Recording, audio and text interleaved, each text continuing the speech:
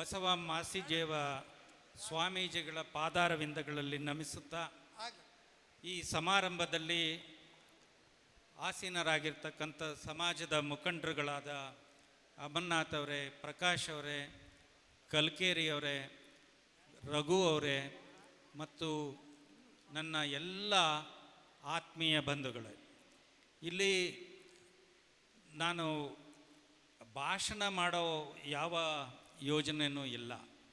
ಈಗಾಗಲೇ ಇದರ ಧ್ಯೇಯೋದ್ದೇಶ, ಇದು ಹೇಗೆ ಪ್ರಾರಂಭ ಆಯಿತು, ಇದು ಹೇಗೆ ಇಷ್ಟು ಹೈ ಸ್ಪೀಡ್ನಲ್ಲಿ ಈ ಚಾಲನೆಯನ್ನು ತಗೊಂತು, ಅದನ್ನೆಲ್ಲ ನೋಡಿದ್ರೆ ಎಲ್ಲೋ ಒಂದು ಕಡೆ ಮಾಚಿದೇವರ ಮತ್ತು ಆ ದೇವರ ಅನುಗ್ರಹ ಈ ಸಂಸ್ಥೆಗೆ ಇದೆ ಅಂತ ಅನಿಸುತ್ತೆ. ಕಲ್ಕೇರಿಯವರು ಕೊನೆ ಪಕ್ಷ ಒಂದು 30-40 ಸೈಟಲ್ಲಾದರೂ ತಗೊಂಡು ನಮ್ಮ MCF ಆಸ್ತಿ ಅಂತ ತೋರಿಸೋಣ ಅಂತೇಳಿ ಅವ್ರು ಪ್ರಸ್ತಾಪ ಮಾಡಿದ್ರು. ಅದು ನಂತರ ಇಲ್ಲ ರವಿಕುಮಾರ್ ಸರ್ ಕೇಳಿದ ನೋಡೋಣ, ಅವ್ರು ಏನಾದರೂ ಒಂದು ದಾರಿ ತೋರಿಸ್ಬೋದು ಅಂತ ಹೇಳಿ ಈಶ್ವರ್ ಅವರು ಹೇಳಿದ್ರು. ನಾನು ಯಾವತ್ತೂ ಕೂಡ ಯಾವುದೇ ವಿಷಯದಲ್ಲೂ ಕೂಡ ಆಶ್ವಾಸನೆಗಳನ್ನು ನಾನು ಕೊಡೋಲ್ಲ. ಯಾಕಂದರೆ ಆಶ್ವಾಸನೆ ಕೊಡೋದು ಅದು ಬೇಕಾದಷ್ಟು ಸಾರಿ ನಮಗೆ ತಿಳಿದನೇ ಆ ಆಶ್ವಾಸನೆಗಳು ಈಡೇರದೇ ಇರ್ತಕ್ಕಂಥ ಸಮಯಗಳು ಇರ್ತದೆ. ಆವಾಗ ನಾವು ಒಂದು ವಂಚಕರಾಗೋ ಒಂದು ಪರಿಸ್ಥಿತಿ ಇರ್ತದೆ. ಹಾಗಾಗಿ ನಾನು ಅವ್ರಿಗೆ ಹೇಳಿದೆ, ನನ್ನ ಪ್ರಾಮಾಣಿಕ ಪ್ರಯತ್ನವನ್ನು ಇಲ್ಲಿ ಖಂಡಿತ 100ಕ್ಕೆ 100 ಭಾಗ ನಾನು ಮಾಡ್ತೀನಿ, ನಾನು ವಿಚಾರಿಸಿ ನೋಡ್ತೀನಿ ಅಂತ ಹೇಳಿದ ಮೇಲೆ ಆವತ್ತಿನ ದಿನವೇ ನಾನು ಪ್ರಾರಂಭ ಮಾಡಿದೆ. ನನಗೆ ಗೊತ್ತಿರೋ ಒಬ್ಬ ಎಂಜಿನಿಯರ್ಗೆ ಇದನ್ನು ಐಡೆಂಟಿಫೈ ಮಾಡಿಕೊಡಪ್ಪ ಎಲ್ಲಾದರೂ ಇದ್ದರೆ ಅಂತ. ಸೊ ಅವರು ಈ ಜಾಗವನ್ನು ಹೇಳಿದ್ರು. ನಂತರ ಇದನ್ನು ತೋರಿಸಿದ ಮೇಲೆ ಸುಗುಣ ಅವರು ಅದು ಹೌದು ಇದೆ ಅಂತ ನೋಡ್ಕೊಂಡು ಬಂದರು. ಆ ಸುಗುಣ ಹೇಳಿದ ಮೇಲೆ ನಾನು ಅದರದ್ದು ಒಂದು ರೆಕ್ವಿಸಿಷನ್ ತಗೊಂಡು ಮಂತ್ರಿಗಳ ಹತ್ರ ನಾವೊಂದು 5-6 ಜನ ಹೋದ್ವಿ. ಅವತ್ತು ನಮ್ಮ ಡಾಕ್ಟ್ರು ತಿಮ್ಮಪ್ಪನವರು ಇದ್ದರು. ನಾವು ಮನವಿಯನ್ನು ಜಮೀರ್ ಅಹಮದ್ ಅವರಿಗೆ ಕೊಟ್ಟಾಗ ಅವರು ಅಷ್ಟು ಎಂಕರೇಜಿಂಗ್ ಇದ್ದರು. ಸರ್ ನಾವು ಹೋದ ಕೂಡಲೇ ಡಾಕ್ಟರ್ ಬನ್ನಿ ಗ್ಯಾರಂಟಿನ ಇದು ಅಂತ. ಸರ್ ಅಲ್ಲಿಗೆ ಚೀಫ್ ಎಂಜಿನಿಯರು ಕಮಿಷನರ್ನ ಆ ಸ್ಪಾಟಿಗೆ ಕರೆಸಿ ಅವ್ರ ಎದುರುಗಡೆ ಕನ್ಫರ್ಮ್ ಮಾಡಿ ಅವತ್ತೇ ಬರೆದು ಕೊಟ್ಟರು. ಆವತ್ತಿಂದ ಅದು ಅಷ್ಟು ಶರವೇಗದಲ್ಲಿ ಅದು ಫೈಲ್ ಮೂವ್ ಆಯಿತು. ಅದರದ್ದೆಲ್ಲ ಈಗಾಗಲೇ ಹಿಸ್ಟ್ರಿ ನಾವು ಹೇಳೋದು ಬೇಡ. ಏನೋ ಒಂದು ನಾನು ನಿಮಿತ್ತ ಮಾತ್ರ, ನನ್ನ ಒಂದು ಪ್ರೇರಣೆ, ದೇವರ ಪ್ರೇರಣೆ ಇತ್ತು. ನನ್ನ ಮುಖಾಂತರ ಆ ಕೆಲಸಗಳು ಕೆಲವು ನಿಮ್ಮೆಲ್ಲರ ಸಹಕಾರದಿಂದ ಆಯಿತು. ಇವತ್ತು ಈ ಹಂತಕ್ಕೆ ಬಂದಿದ್ದೀವಿ. ಇದನ್ನು ನೋಡಿದ್ರೆ ನಿಜವಾಗ್ಲೂ ಅಮರ್ನಾಥ್ ಹೇಳಿದಾಗೆ 5 ಸ್ಟಾರ್ ಹಾಸ್ಟೆಲ್ಲೇ ಇದು. ಈ ಮಟ್ಟಕ್ಕೆ ನಮ್ಮ ಸಮಾಜಕ್ಕೆ ಬೇಕಾ ಅಂತ ಮೂಗು ಮುರಿಯೋರು ಸಾವಿರಾರು ಜನ ಇದ್ದಾರೆ. ಇರಲಿ, ಈ ಮಟ್ಟಕ್ಕೇ ನಾವು ಪ್ಲ್ಯಾನ್ ಮಾಡಬೇಕು. ಖಂಡಿತ ಅದು ಆಗ್ತದೆ, ಖಂಡಿತ ಆಗ್ತದೆ. ಆದ್ದರಿಂದ ನಾವು ಈಗಾಗಲೇ ಎಂಥ ಸುದಿನ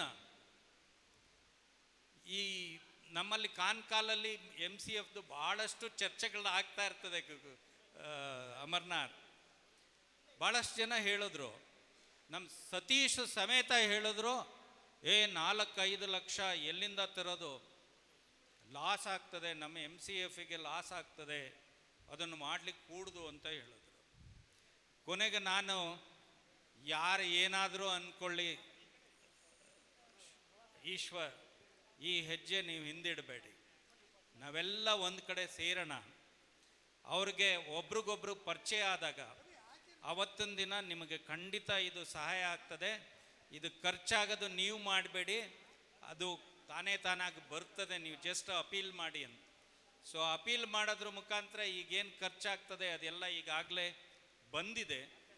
ಮತ್ತು ಇದೊಂದು ವೇದಿಕೆಯಲ್ಲಿ ತಮ್ಮಂಥವರು ಈಗಾಗಲೇ 1 ಕೋಟಿ ಮೊತ್ತವನ್ನು ಮಡಿವಾಳ ಜನಾಂಗದಲ್ಲಿ ಯಾರಾದರೂ ಡೊನೇಷನ್ ಕೊಡ್ತಾರೆ ಅಂದರೆ ನಂಬಕ್ಕೆ ಸಾಧ್ಯ ಇಲ್ಲದೆ ಇರ್ತಕ್ಕಂಥದ್ದು.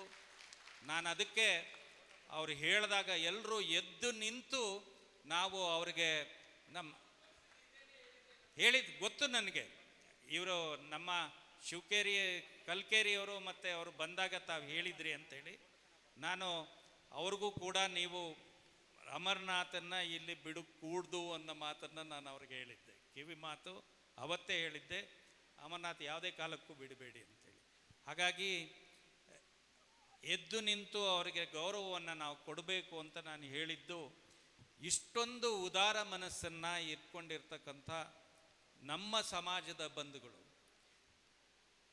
ನಾನೀಗ ಮಾಡಬೇಕಾದ್ರೆ ಇಲ್ಲಿ ಪ್ರಾರಂಭ ಮಾಡಿದಾಗಲೂ ನಮ್ಮ ಜಾತಿಯವರನ್ನು ಬಿಟ್ಟು ಬೇರೆಯವರ ಹತ್ರ ನಾನು ಕೈ ಒಡ್ಡಬಾರ್ದು ಅನ್ನೋದನ್ನು ಹೇಳಿದ್ದೆ.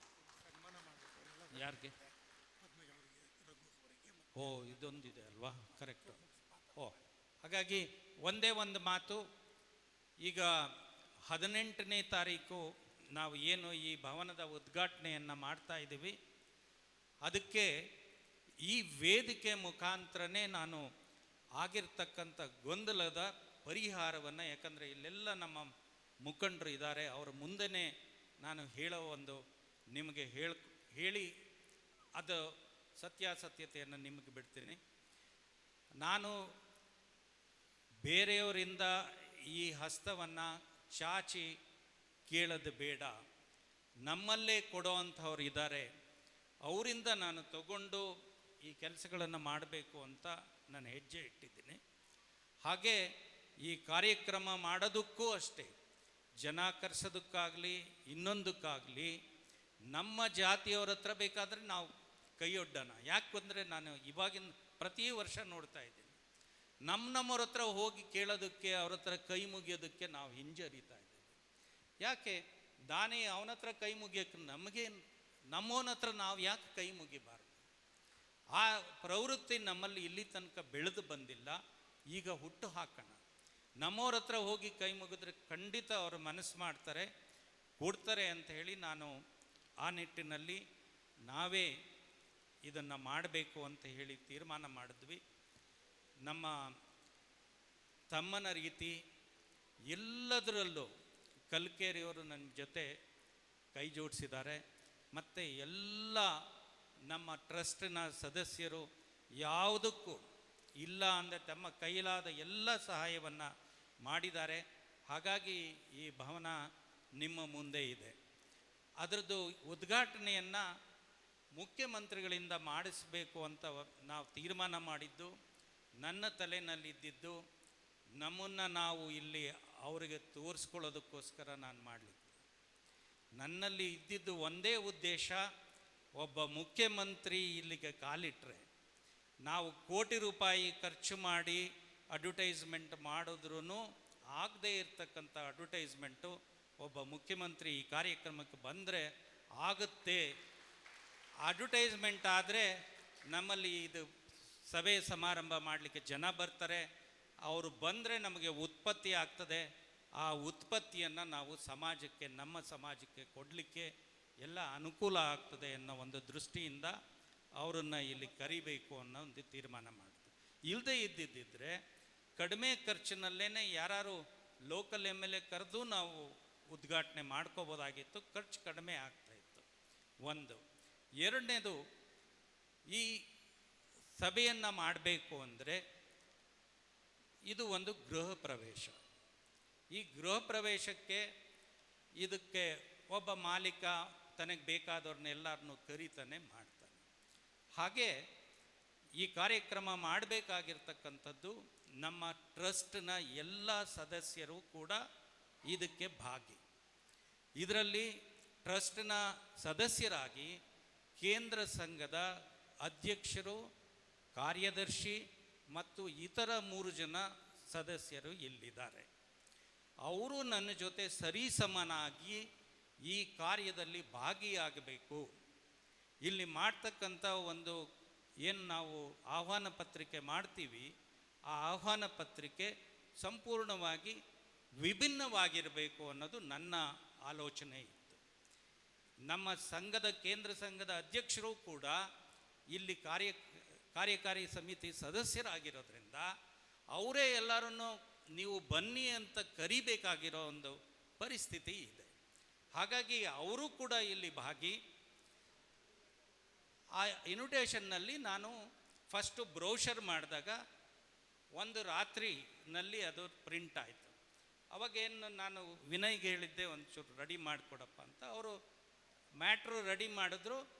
ನಮ್ಮ ಸಂಘದ ಲೆಟ್ರೇಡ್ ಏನಿತ್ತು ಅದ್ರ ಪ್ರಕಾರ ಕೊಟ್ಟರು, ಅದು ಪ್ರಿಂಟ್ ಆಯಿತು.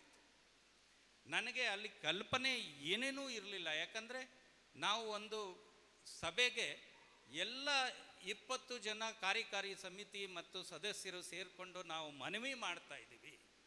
ಆ ಮನವಿನಲ್ಲಿ ಇವರು ಕೂಡ ಇರೋದ್ರಿಂದ ಎಲ್ಲರೂ ಸೇರಿ ಮನವಿ ಮಾಡ್ತಾ ಇದ್ದೀವಿ ಅನ್ನೋದು ನನ್ನ ಅಭಿಪ್ರಾಯ ಇತ್ತು. ಅದು ಆಯಿತು.